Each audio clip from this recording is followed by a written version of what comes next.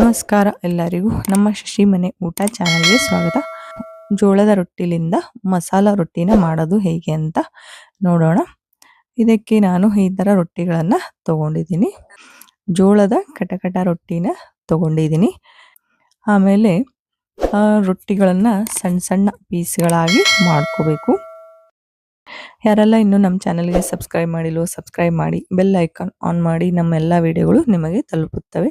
ಇಷ್ಟಿಷ್ಟು ಪೀಸ್ಗಳಾಗಿ ಮಾಡಬೇಕು. ಅವು ಕೈಯಲ್ಲಿ ಹಿಡಿದು ತಿನ್ನೋಕೆ ಬರೋ ಥರ ಈ ಥರ ಪೀಸ್ಗಳಾಗಿ ಮಾಡಬೇಕು.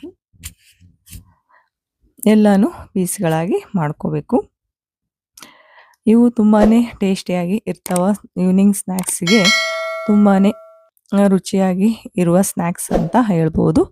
ಇದನ್ನೊಂದ್ಸಲ ತಪ್ಪದೆ ಟ್ರೈ ಮಾಡಿ, ಹೇಗಾಯ್ತಂತ ನನಗೆ ಕಾಮೆಂಟಲ್ಲಿ ತಿಳಿಸಿ. ಇವು ಎಲ್ಲ ಮುರಿದ್ಬಿಟ್ಟು ಆಮೇಲೆ ಎಣ್ಣೆಯಲ್ಲಿ ಕರಿಬೇಕು. ಈಗ ಎಣ್ಣೆ ಕಾದಿದೆ, ಈಗ ಇವನ್ನ ಕರಿಯೋಣ. ಇವು ತುಂಬಾ ಫಾಸ್ಟಾಗಿ ಫ್ರೈ ಆಗ್ತಾವ, ಹಾಗಾಗಿ ಜಲ್ದಿನೇ ತೆಗಿಬೇಕು. ನೋಡಿ, ಈ ಥರ ಫಾಸ್ಟಾಗಿ ಕೆಂಪಗಾಗ್ತಾವ, ಜಲ್ದಿನೇ ತೆಗಿಬೇಕು. ನೋಡಿ, ಇಷ್ಟಾದರೆ ಸಾಕು. ಈ ಥರ ಎಲ್ಲ ರೊಟ್ಟಿಗಳನ್ನು ಎಣ್ಣೆಯಲ್ಲಿ ಕರ್ಕೋಬೇಕು. ತುಂಬಾ ಫಾಸ್ಟಾಗಿ ಮಾಡ್ಬೋದಾದಂಥ ಸ್ನ್ಯಾಕ್ಸ್ ಅಂತ ಹೇಳ್ಬೋದು. ತುಂಬಾ ಟೇಸ್ಟಿಯಾಗಿರುತ್ತೆ. ಇದನ್ನೊಂದ್ಸಲ ತಪ್ಪದೆ ಟ್ರೈ ಮಾಡಿ, ಹೇಗಾಯ್ತಂತ ನನಗೆ ಕಾಮೆಂಟಲ್ಲಿ ತಿಳಿಸಿ. ಇವನ್ನ ಈ ಥರ ಎಲ್ಲನೂ ಫ್ರೈ ಮಾಡ್ಕೋಬೇಕು. ಮಾಡಿ ಆಮೇಲೆ ಒಂದು ಪ್ಲೇಟ್ ಮೇಲೆ ಈ ಥರ ಎಲ್ಲನೂ ಜೋಡಿಸ್ಬೇಕು. ಇವುಗಳನ್ನು ನಮ್ಮ ಕಡೆ ಮದುವೆ ಮನೆಗಳಲ್ಲಿ ಮಾಡ್ತಾರೆ. ಈ ಥರ ಎಣ್ಣೆಯಲ್ಲಿ ಫ್ರೈ ಮಾಡಿ ಇದಕ್ಕೆ ಶೇಂಗಿನ ಪುಡಿನ ಹಾಕಿ ಕೊಡ್ತಾರೆ. ತುಂಬ ಟೇಸ್ಟಿಯಾಗಿ ಇರುತ್ತೆ. ಅದನ್ನು ನಾನು ಹೇಳ್ಕೊಡ್ತಾ ಇದ್ದೀನಿ. ಈ ಥರ ಇದಕ್ಕೆ ಶೇಂಗಿನ ಪುಡಿನ ಹಾಕಬೇಕು.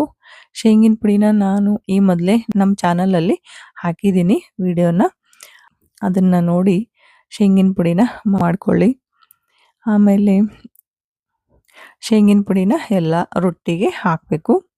ಹಾಕಿ ಆಮೇಲೆ ಇದಕ್ಕೆ ಉಪ್ಪನ್ನು ಹಾಕಬೇಕು.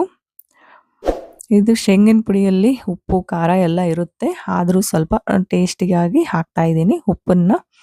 ಆಮೇಲೆ ಸ್ವಲ್ಪ ಖಾರ ಪುಡಿನ ಹಾಕ್ತಾ ಇದ್ದೀನಿ. ಈ ಥರ ಎಲ್ಲ ರೊಟ್ಟಿಗೆ ಹಾಕಬೇಕು. ಆಮೇಲೆ ಉಳ್ಳಾಗಡ್ಡಿನ ಸಣ್ಣ ಸಣ್ಣದಾಗಿ ಕಟ್ ಮಾಡ್ಕೊಂಡಿನಿ. ಈಗ ಇವನ್ನ ಎಲ್ಲ ರೊಟ್ಟಿಗೆ ಹಾಕಬೇಕು. ಉಳ್ಳಾಗಡ್ಡಿ ಹಾಕೋದ್ರಿಂದ ರೊಟ್ಟಿಯ ಟೇಸ್ಟು ತುಂಬಾ ಜಾಸ್ತಿ ಆಗುತ್ತೆ, ಹಾಗಾಗಿ ಉಳ್ಳಾಗಡ್ಡಿನ ಹಾಕ್ತಾ ಇದ್ದೀನಿ. ಉಳ್ಳಾಗಡ್ಡಿ ಹಾಕಿ ಆಮೇಲೆ ಸೇವನ್ನ ಹಾಕ್ತಾ ಇದ್ದೀನಿ. ಎಲ್ಲ ರೊಟ್ಟಿಗೆ ಹಾಕಬೇಕು. ಸೇವು ಹಾಕೋದ್ರಿಂದನೂ ತುಂಬ ಟೇಸ್ಟಿಯಾಗಿ ಇರುತ್ತೆ. ಆಮೇಲೆ ಲಾಸ್ಟಲ್ಲಿ ನಿಂಬೆಹಣ್ಣಿನ ರಸನ ಹಾಕಬೇಕು. ನಿಂಬೆಹಣ್ಣಿನ ರಸ ಎಷ್ಟು ಜಾಸ್ತಿ ಹಾಕ್ತೀವೋ ಅಷ್ಟು ಟೇಸ್ಟಿಯಾಗಿರುತ್ತೆ, ಹಾಗಾಗಿ ಸ್ವಲ್ಪ ಜಾಸ್ತಿನೇ ಹಾಕಬೇಕು. ನೋಡಿ, ಇಷ್ಟಾದರೆ ಆಯಿತು, ಮಸಾಲ ರೊಟ್ಟಿ ರೆಡಿ ಆಯಿತು. ಇದು ತುಂಬಾ ಒಳ್ಳೆ ಸ್ನ್ಯಾಕ್ಸ್ ಅಂತ ಹೇಳ್ಬೋದು. ಈ ವಿಡಿಯೋ ನಿಮಗೆ ಇಷ್ಟವಾಯಿತು ಅಂತ ಅನ್ಕೊತೀನಿ. ಈ ವಿಡಿಯೋಗೆ ಲೈಕ್ ಮಾಡಿ, ಶೇರ್ ಮಾಡಿ ಮತ್ತು ಸಬ್ಸ್ಕ್ರೈಬ್ ಮಾಡೋದನ್ನು ಮರಿಬೇಡಿ. ಧನ್ಯವಾದಗಳು.